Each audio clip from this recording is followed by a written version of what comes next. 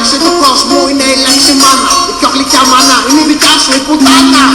Αγαπώ την μάνα σου, Ναι την πουτάνα. την μάνα σου, την είναι και γαμώ. Ναι την πουτάνα. Την αγαπώ, αγαπώ την μάνα σου, Ναι την πουτάνα. την μάνα σου, την είναι και γαμώ. Ναι την πουτάνα. Την αγαπώ. Είμαι μαμόστρεφτο αλλά με τη δικιά σου μάνα. Με ξέρει πιο καλά και από τον πατέρα σου η πουτάνα. Δεν μου αλλάζει πάνω αλλά δεν με πειράζει. Γιατί έκλεισα τα 20 και ακόμα με δηλάζει. Της ρουμπάω τα μυαλιά τα μάλα αλλά δεν βγάζει γάλα. Κάνει τον μπούτσο μου τροπάλα, μήπως θέλεις κι άλλα τακτικά. Στα προκαταρτικά της βάζω κολοδάχτυλο, γαμώ χωρίς καπότα και μου σκουπίζει το λιδρότα με μωρό μάτιλο. Αρτούζες με το σεξ, μη ποτέ πήρε αλκοόλ. Τσιμπούκια με το μπάτσι σκόλεται στο δεμόλ.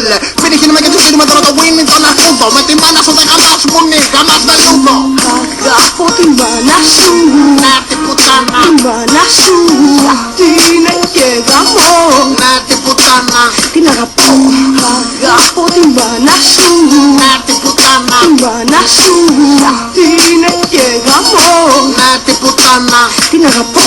Μη βιαστείς να πεις πως είμαι βιαστής. Η μάνα σου μου είπε γάμα με μα μην το πεις. Και σκύβεις τη ζούλα και μου ζούλα και τις μπάλες. Όπως έκανε και η αδερφή σου τις προάλλες. Ή πριν 5-6 μήνες να σου θυμίσω που ξεπαρθένιασα τον πατέρα σου από πίσω.